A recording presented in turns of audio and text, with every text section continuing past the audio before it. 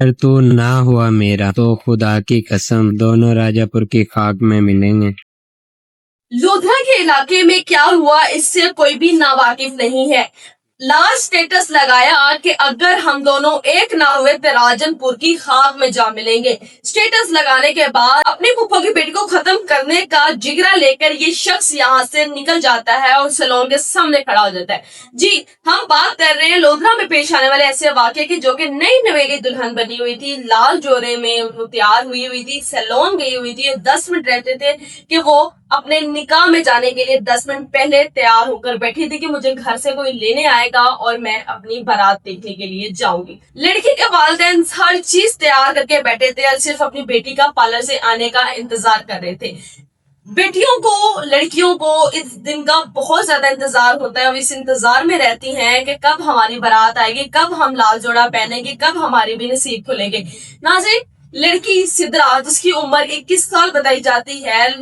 لودھا کے سیلون میں تیار ہونے کے لیے جاتی ہے اور ساتھ ان کی کوئی رشتہ دار اس کے ساتھ جاتی ہے اور وہ لڑکا جو اس لڑکی کو پسند کرتا ہے، لڑکی نے شادی سے انکار کر دیا، لڑکی کے والد نے اپنے اس رشتہ دار کو بیٹی کا رشتہ نہیں دیا اور اس بنا پر کیا ہوا یہ آپ سب نے دیکھا۔ کئی بار اس طرح ہوتا ہے کہ رشتے پر انکار سے لڑکی کے منہ پر تیزاب پھینک دیا جاتا ہے یا اس کو ٹارچر کیا جاتا ہے، بلیک میل کیا جاتا ہے، اس طرح کے کیسز تو آپ نے دیکھے تھے۔ لیکن یہ سی سی ٹی وی فوٹیج آپ دیکھ سکتے ہیں کس طرح لڑکا سیلون کے باہر انتظار کر رہا ہے۔ یہ سدرا کا کزن تھا اور یہ سیلون کے باہر مدثر محبوب اس کا نام ہے، سیلون کے باہر انتظار کرتا ہے کہ کب یہ تیار ہوگی اور میں اسے دلہن بنا ہوا دیکھ کر جو ہے اس کو ختم کر دوں گا۔ جی چھری نکالتا ہے اپنی پائپ سے، شاپر سے اس کو نکالتا ہے اور سیلون کے اندر انٹر ہو جاتا ہے۔ وہاں پر چیخو پکار جو ہے شروع ہو جاتی ہے، سیلون کی لڑکیاں باہر آ جاتی ہیں اور ان کی جو رشتہ دار ان کے ساتھ گئی تھی وہ کس طرح تڑپتی ہوئی سڑک پر کھڑے ہو کے مدد کے لیے پکار رہی ہوتی ہے،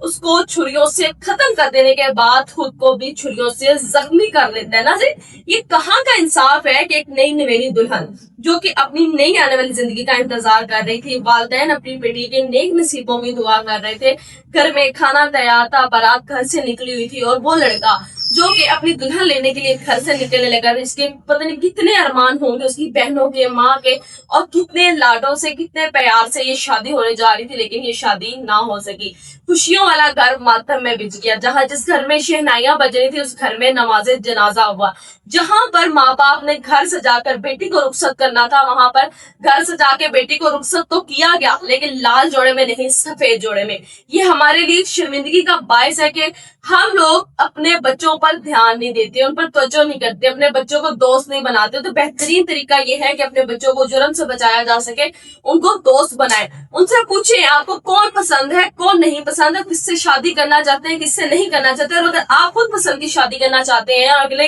انکار نہ کریں تو اس کے لیے اپنے آپ کو سٹیبل بنائیں، اپنے آپ کو پاؤں پر کھڑا کریں کہ آپ ان کی لڑکی کو ہر اس طرح کی سائز دے سکے جو ماں باپ اپنی بیٹی کے لیے توقع کرتے ہیں کہ میری بیٹی جس گھر میں جائے گا اس گھر میں یہ سب کچھ ہوگا، نہ کہ آپ لوگ یہ دیکھیں کہ آپ لوگوں نے جرم کا راستہ پکڑنا۔ ناظرین، آپ لوگ کی کیا رائے ہے مجھے لازمی بتائیے گا۔